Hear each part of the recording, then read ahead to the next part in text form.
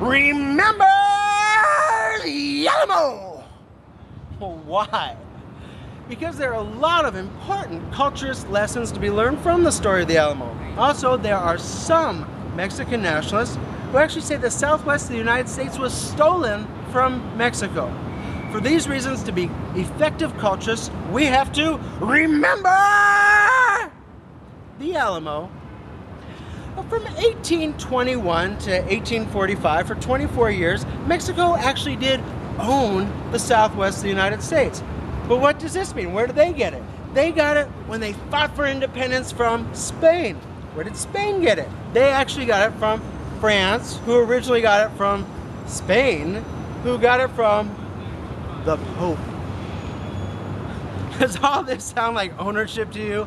The Native Americans who had been living there for thousands of years, they didn't think this was ownership. And the Mexican government, they understood this very important culturist lesson. You don't really own a country until you have people on the ground that believe it's part of your country. For this reason, the Mexican government came up with their first plan. They said, we'll invite some Anglos in, we'll give them land.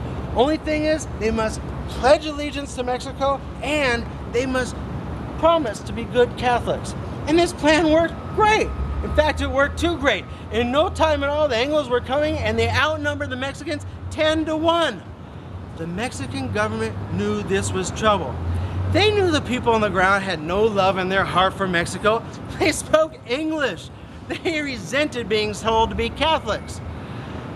So the Mexican government came up with their second plan.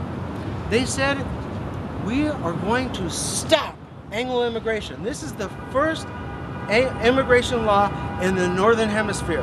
They said in 1832, no more Anglos. Of course, by this time, there's so many coming, it didn't work. The Anglos got together, they formed a revolution, and bada bing, bada boom, Texas was born. Texas was an independent nation for 9 years, eventually became part of the United States, and you had a border conflict. This is when we had the Mexican-American War, and we had conflict with Mexico, and this is where they say we stole Mexico. There are only two problems with this theory. First of all, we didn't own the land. Who owned the land? The Native Americans outside of Texas were the majority. They own the land. Second problem is this little thing called the Gadsden Purchase. The Gadsden Purchase is when we legally, without pressure, bought the south of Arizona and the south of New Mexico from the government of Mexico. So it's a little bit problematic for them to say, well, you stole the Southwest, but then we sold you the bottom parts. To be effective culturists, we have to remember these lessons about demography. We have to remember these lessons about cultural affinity. We have to remember the Gadsden Purchase, and yes, we have to remember the Alamo.